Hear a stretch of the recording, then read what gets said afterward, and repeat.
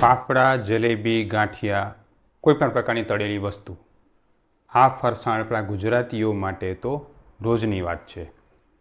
પણ જ્યારે આપણે ફરસાણ ખાતા હોઈએ છીએ ત્યારે 35થી લઈ અને 50-55 વર્ષની ઉંમરના દરેક વ્યક્તિ જરૂર વિચારતા હોય છે કે આનાથી કોલેસ્ટ્રોલ વધી જશે, તો આનાથી શરીરમાં ચરબી જમા થશે તો મને હાર્ટ એટેક તો નહીં આવે ને.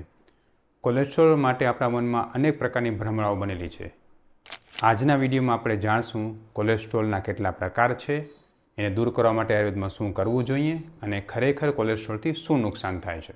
નમસ્કાર મિત્રો, આ વિડીયોમાં આગળ વધીએ એનાથી પહેલાં મારી આપને નમ્ર વિનંતી છે કે આપ કોઈપણ રોગથી પરેશાન હો અને એમાં આયુર્વેદ સારવાર કરવા માગતા હો તો મારા આ જ યુટ્યુબ ચેનલ કે ફેસબુક ઇન્સ્ટાગ્રામ પેજના બધા જ વિડીયોને શાંતિથી જુઓ. તમને એવા હજારો દર્દીઓના વિડીયો જોવા મળશે કે જે આયુર્વેદથી સાજા થયેલા છે. તમારો આત્મવિશ્વાસ વધશે અને તમે કોઈપણ રોગ માટે આયુર્વેદ સારવાર કરાવવા ઈચ્છતા હો તો તમે અમારો સંપર્ક પણ કરી શકો છો. અમે ઓનલાઈન અને ઓફલાઈન બંને રીતે દવા કરતા હોઈએ છીએ.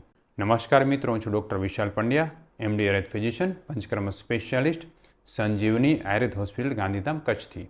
આજના યુગમાં આપણે સતાવતો પ્રોબ્લેમ એટલે કોલેસ્ટેરોલ. કાંઈ પણ ખાઈએ, કાંઈ પણ પીએ એના પહેલાં એ વિચાર તો જરૂર આવી જાય કે આનાથી કોલેસ્ટ્રોલ વધશે. ખાસ કરીને જે લોકોને બીપી છે, ડાયાબિટીસ છે, હૃદયની બીમારી છે, એ લોકોને હંમેશા આ ડર સતાવતો રહે છે કે કોલેસ્ટ્રોલ વધી જશે તો પ્રોબ્લેમ ન થાય. એટલે દરેક વખતે ખાતી વખતે આ વસ્તુનો વિચાર કરે છે, જે ખૂબ સારી વસ્તુ છે. પણ ખરેખર કોલેસ્ટ્રોલ માટે ઘણી બધી માન્યતાઓ પણ છે જે આજે આપણે જાણવી જરૂરી છે. અને શું ખરેખર આયુર્વેદની દવાઓથી કોલેસ્ટ્રોલ દૂર થઈ શકે છે? આજના વિડીયોમાં આ પણ આપણે જોશું. મિત્રો, સૌથી પહેલાં તો એ જાણવું જરૂર છે કે કોલેસ્ટ્રોલ છે શું. કોલેસ્ટ્રોલ એક પ્રકારની ચરબી છે કે જે પ્રવાહી સ્વરૂપમાં આપણા લોહીમાં તરલ રૂપે રહે છે અને જે લોહી દ્વારા આપણા શરીરના દરેક અંગો સુધી પહોંચે છે. કોલેસ્ટ્રોલ ખરાબ નથી, કોલેસ્ટ્રોલ ખૂબ જ સારું છે, કારણ કે કોલેસ્ટ્રોલથી આપણા શરીરના અગત્યના અંગોનું પોષણ થાય છે. કોલેસ્ટ્રોલ આપણા ખોરાકમાંથી, ચરબીમાંથી બને છે, લીવરમાંથી ઉત્પન્ન થાય છે અને શરીરના અગત્યના અંગો સુધી પહોંચે છે. તમને જાણીને આશ્ચર્ય થશે કે આપણું આખું બ્રેન એ ફોસ્ફોલિપિડ એટલે કોલેસ્ટ્રોલનું બનેલું છે. શરીરના પ્રત્યેક કોષમાં કોલેસ્ટ્રોલની જરૂર હોય છે, જેને કારણે એનું આવરણ બને છે. કોલેસ્ટેરોલ આપણા સેલ્સ એટલે કે કોષોની દિવાલ બનાવવા માટે, શરીરમાં પિત્તને બનાવવા અને પિત્તને પચાવવા માટે અને સાથે સાથે બ્રેનના કોષો અને મગજના જ્ઞાનતંતુઓને પોષણ આપવા માટે ખૂબ જ જરૂરી છે. કેટલાક પ્રકારના હોર્મોન્સ પણ કોલેસ્ટ્રોલ હોવાને કારણે જ કામ કરી શકે છે. કોલેસ્ટ્રોલ બે પ્રકારના હોય છે, એલડીએલ અને એચડીએલ. એલડીએલ એટલે લો ડેન્સિટી લિપોપ્રોટીન, જેને આપણે બેડ કોલેસ્ટ્રોલ કહીએ છીએ, અને એચડીએલ એટલે કે હાઈ ડેન્સિટી લિપોપ્રોટીન કે જેને આપણે ગુડ કોલેસ્ટ્રોલ કહીએ છીએ. આ બે વચ્ચે ફરક પણ સમજીશું. એલડીએલ એ પોતે ખરાબ નથી, એ ત્યારે જ ખરાબ થાય છે જ્યારે એને ઓક્સિડેશન થાય છે, આપણા શરીરમાં એમાં પરિવર્તન થાય છે. ફોર એક્ઝામ્પલ, આપણા ઘરમાં તળેલી પૂરી જો રાખેલી હોય, તરત ખાવ તો ખૂબ સારી લાગે છે, પણ જો એને 2, 3, 4 દિવસ કે 5 કે 7 દિવસ પછી ખાવામાં આવે તો એ ખોરી પડી જાય છે, એમાં એક પ્રકારની વાસ આવી જાય છે. આ છે પૂરીમાં રહેલા તેલનું ઓક્સિડેશન થવાની પ્રક્રિયા, જેને કારણે એમાં ખાસ પ્રકારની વાસ ઉત્પન્ન થાય છે અને એમાં ટ્રાન્સ ફેટ ઉત્પન્ન થાય છે. એટલે જ જે છે એ આપણે ખોરી થયેલી વસ્તુ ખાઈ શકતા નથી. સેમ વે, જ્યારે આપણા શરીરમાં કોલેસ્ટ્રોલમાં ઓક્સિડેશન થાય, જેના કારણો છે વધુ પડતું સ્ટ્રેસ, ધૂમ્રપાન કે એવી બધી આદતો, તંબાકુ કે દારૂનું વ્યસન, અનિયમિત લાઇફસ્ટાઇલ, ઉજાગરા, વધુ પડતું જાગવું અથવા તો સવારે મોડા ઉઠવું, આ બધા જ કારણોને કારણે તમારા શરીરમાં આવેલા લાઇપોપ્રોટીનમાં ઓક્સિડેશન થાય છે. અને ઓક્સિડેશન થવાને કારણે જ્યારે એલડીએલ બને છે એ તમારી નળીઓમાં ચોંટે છે અને મોટા પ્રકારના રોગો ઉત્પન્ન કરવાનું કારણ આ જ બને છે. હવે જ્યાં ઓક્સિડેટ થયેલો કોલેસ્ટ્રોલ છે એ ધીરે ધીરે તમારી લોહીમાં ફરતા હોવાને કારણે તમારી ધમનીઓમાં ચોંટે છે, જેને આપણે પ્લાક કહીએ છીએ. એ જગ્યાએ એ કોલેસ્ટ્રોલ ચોંટે છે, જેને કારણે એમાંથી જે છે એ ધમનીઓ સંકોચાવા માંડે છે. સાથે સાથે એ કોલેસ્ટ્રોલની સાથે જ આપણા સેલની ડેબ્રિસ એટલે કે નકામો કચરો પણ ચોંટે છે અને ધીરે ધીરે ત્યાં જે છે એ બ્લોકેજ ઉત્પન્ન થાય છે. આ બ્લોકેજ તમારા હૃદયમાં બને તો તમારા હૃદયના કોષોને પ્રોપર પ્રમાણમાં લોહી નથી મળતું. આને આ બ્લોકેજ જ્યારે બ્રેનની આસપાસ બને ત્યારે તમારા મગજના જ્ઞાનતંતુઓને પોષણ નથી મળતું, જેને કારણે તમને લકવા અથવા તો હૃદયરોગનો હુમલો આવી શકે છે.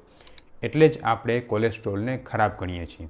કોલેસ્ટ્રોલ પોતે તો ખૂબ જ જરૂરી છે, પણ કોલેસ્ટ્રોલમાં ઓક્સિડેશન પ્રક્રિયા થાય અને જે લાઇપોપ્રોટીન બને છે એ આપણા માટે ખરાબ છે અને એ પ્રક્રિયા થવાથી બચાવવું એ આપણી બધાની જવાબદારી બની રહે છે. વર્લ્ડ હેલ્થ ઓર્ગેનાઇઝેશન એટલે WHO પણ ખુદ માને છે કે કોલેસ્ટ્રોલ પોતે ક્યારેય નુકસાન કરતું નથી. એટલે તમારો ટોટલ કોલેસ્ટ્રોલ વધારે આવતું હોય એટલું નુકસાનકારક નથી જેટલું તમારો LDL વધારે આવતું હોય નુકસાનકારક છે. અને એ બનવાનું મેઇન કારણ છે ઓક્સિડેશનની પ્રક્રિયા, જેનું કારણ છે તમારું પાચન ખરાબ હોવું, તમારી લાઇફસ્ટાઈલ ખરાબ હોવી, તમે ટ્રાન્સફેટનું વધુ પડતું સેવન કરતા હો, એ બધી જ વસ્તુઓ આમાં ભાગ ભજવે છે. હવે બેડ કોલેસ્ટ્રોલ જે છે કઈ રીતે બને છે? તો જો તમે એકને એક તળેલો ખોરાકનું વધુ પડતું સેવન કરતા હો, જે આપણે ફરસાણના રૂપે ઘણી વખતે ખાતા હોઈએ છીએ, જો તમે પામ ઓઇલનો વધુ પડતો ઉપયોગ કરતા હો જેમાં ટ્રાન્સફેટ વધુ માત્રામાં છે, જો તમે પેકેટ ફૂડનો વધુ પડતો ઉપયોગ કરતા હો જેને કારણે શરીરમાં કોલેસ્ટ્રોલ અને બેડ કોલેસ્ટ્રોલ વધે છે, તમારી ઊંઘ પ્રોપર ન હોય, તમે ખૂબ સ્ટ્રેસમાં રહેતા હો, તમારું પાચન સારું ન હોય, કે પછી તમને જે છે એ વધુ પડતું વ્યસનની આદત હોય, આ બધા જ પરિબળો જે છે તમારા શરીરમાં કોલેસ્ટ્રોલને વધુ પડતું ઓક્સિડેશનમાં ફેરવી નાખે છે અને જેને કારણે તમારા શરીરમાં ખૂબ નુકસાન થાય છે, બેડ કોલેસ્ટ્રોલ વધતું જાય છે. હવે એ જ રીતે ગુડ કોલેસ્ટ્રોલ એટલે કે HDL પણ તમે તમારા શરીરમાં એનો ઉપયોગ ચોક્કસ કરવો જોઈએ, જે આપણે ગાયના ઘી, તલનું તેલ, ડ્રાયફ્રૂટ્સ જેવા કે અખરોટ, પિસ્તા, બદામ, સારામાં સારી રીતે બનાવેલા જે છે એ ઘરના બનાવેલા તાજા ફરસાણ, આ બધા વસ્તુમાંથી મળે છે. અને સાથે સાથે જ્યારે તમે આ પ્રકારના પદાર્થોનું સેવન કરો છો કે જેમાં ફેટ હોય, ત્યારે તમારે ચોક્કસ રૂપે કસરત અને પ્રાણાયામ યોગનો ઉપયોગ કરવો જ જોઈએ. જો તમે કસરત નથી કરતા, તમે યોગ નથી કરતા, તમે પ્રાણાયામ નથી કરતા, તો આ બધા જ પ્રકારના ફેટ ધીરે ધીરે ટ્રાન્સફેટમાં ફેરવાશે, ઓક્સિડેશન થશે અને તમારા શરીરને નુકસાન કરશે. હવે કોલેસ્ટ્રોલને કાબૂમાં રાખવા માટે આયુર્વેદ શું કહે છે? તો સૌથી પહેલું તો 2 જ વખત જમવું અને જમવા વચ્ચે ઓછામાં ઓછું 6-7 કલાકનો ગેપ રાખવો. ખૂબ પકડીને ભૂખ લાગે ત્યારે જ જમવું જોઈએ, આ પહેલો નિયમ છે. બીજો નિયમ, તમારા ખોરાકમાં વધુ પડતા તળેલા પદાર્થો, બહારની વસ્તુઓ, બહારના ફરસાણનો ઉપયોગ ટાળો અને ઠંડુ પાણી પીવાનું ટાળો. ઠંડુ પાણી શરીરમાં ચરબીને પચવા દેતું નથી. બીજા નંબરે તમારા ફૂડમાં જે છે એ આદુ, હિંગ, લસણ એનો ઉપયોગ ચોક્કસથી કરો. અને જો તમારી પિત્તની પ્રકૃતિ છે તો તમે જીરું, આમળા અને ત્રિફળાનો ઉપયોગ કરો. રાત્રે મોડા જમવું, મોડા સૂવું એની ટેવ ટાળો. સવારે વહેલા ઉઠવું અને રાત્રે વહેલા જમવાની ટેવ નાખો. ચોક્કસ રીતે તમારા નિયમિત દિનચર્યામાં યોગ પ્રાણાયામને સામેલ કરો. યોગ અને પ્રાણાયામ એ આપણા શરીરમાં કસરત થવાને કારણે, શરીરમાં ફેટને પ્રોપર રીતે બર્ન થવાને કારણે ફેટની ઓક્સિડેશન પ્રક્રિયા થતી અટકાવે છે.